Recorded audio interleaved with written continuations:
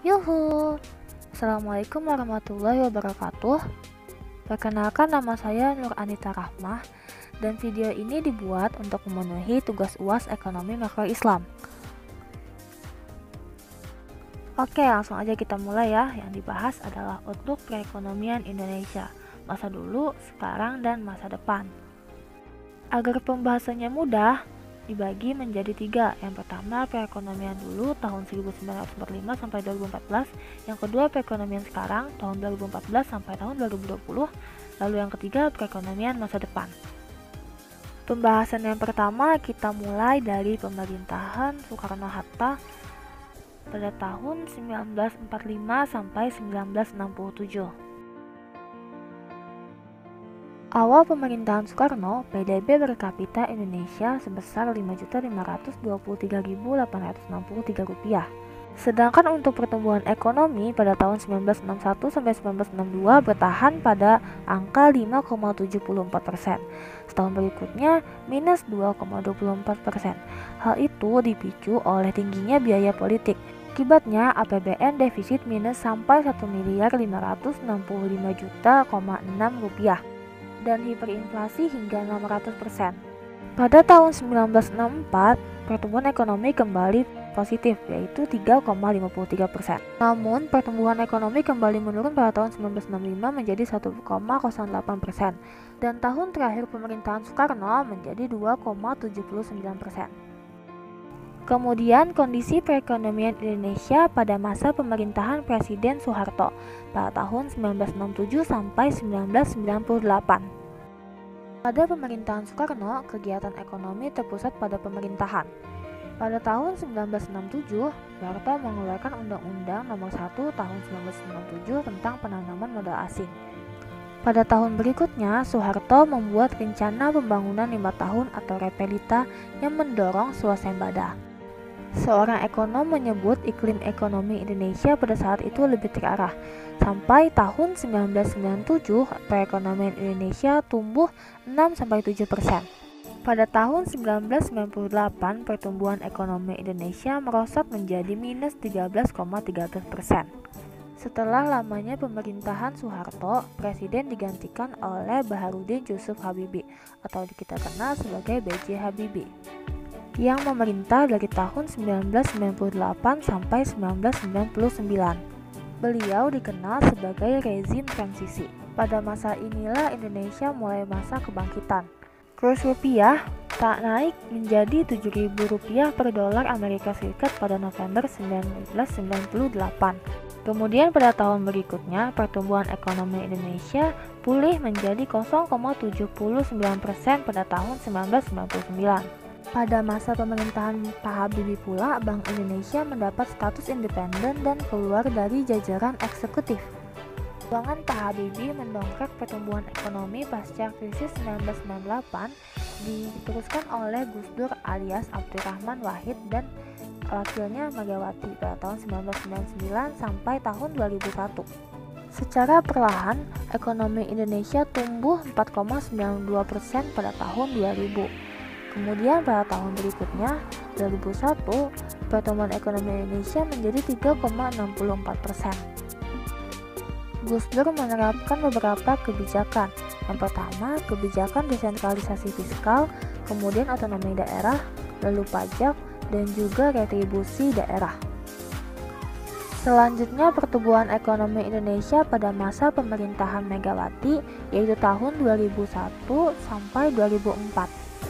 Yang pertama, penurunan tingkat kemiskinan.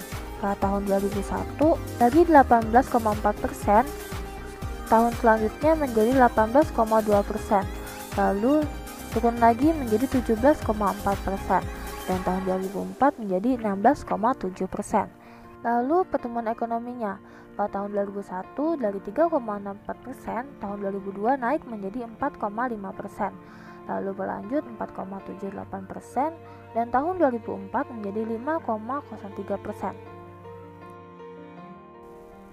Oke, berlanjut ke presiden selanjutnya, yaitu Susilo Bambang Yudhoyono atau kita kenal sebagai SBY, yang memerintah pada tahun 2004 sampai 2014. Pada masa pemerintahan SBY, pertumbuhan ekonomi Indonesia relatif stabil. Pada masa awal pemerintahannya tahun 2005, pertumbuhan ekonomi sebesar 5,69%, lalu tahun berikutnya 5,5%, lalu tahun 2007 naik menjadi 6,35%, tahun 2008 turun menjadi 6,01%, kemudian tahun 2009 turun menjadi 4,63%. Tahun berikutnya 2010 naik lagi menjadi 6,22%. Tahun 2011 menjadi 6,49%. Tahun berikutnya turun menjadi 6,23%. Lalu tahun 2013 5,56% dan tahun 2014 5,01%. Di sini bisa kita lihat ya kalau pertumbuhan ekonominya relatif stabil. Lalu scene change biar nggak bosan nih matanya. Oke, kita lanjut ke bagian kedua, yaitu perekonomian tahun 2014 sampai sekarang tahun 2020. Sejak tahun 2014 negara kita dipimpin oleh Pak Joko Widodo atau kita kenal Jokowi.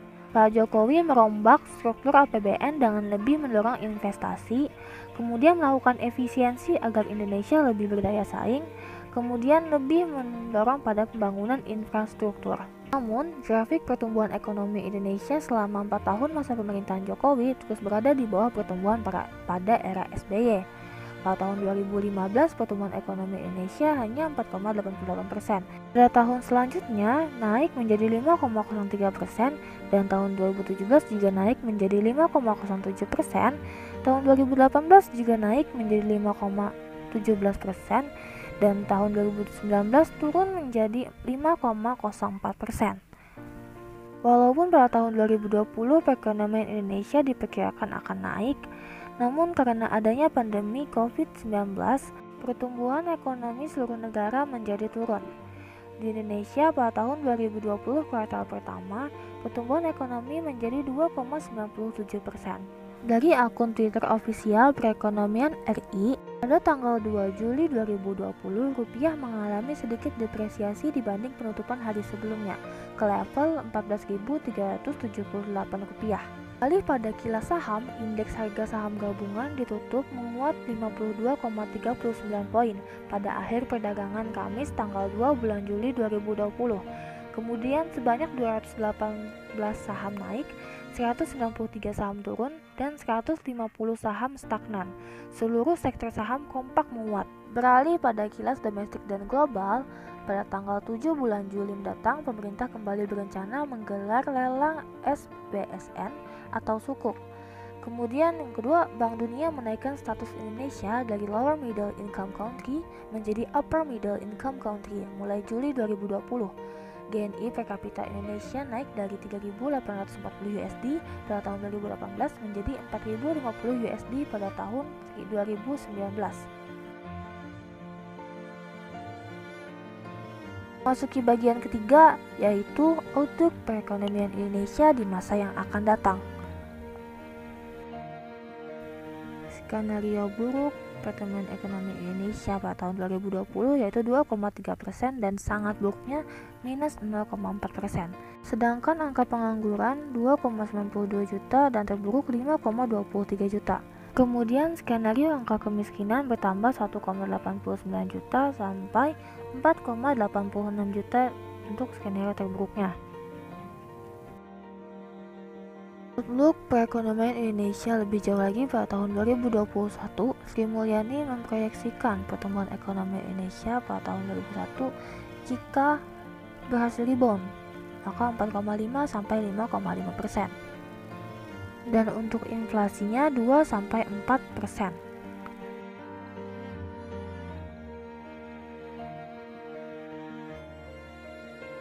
Sekian video dari saya, mohon maaf banyak kesalahannya, ada yang typo dan lain-lain, dan jika ada data yang salah mohon dibenarkan. Kemudian terima kasih telah menonton, semoga bermanfaat. Assalamualaikum warahmatullahi wabarakatuh.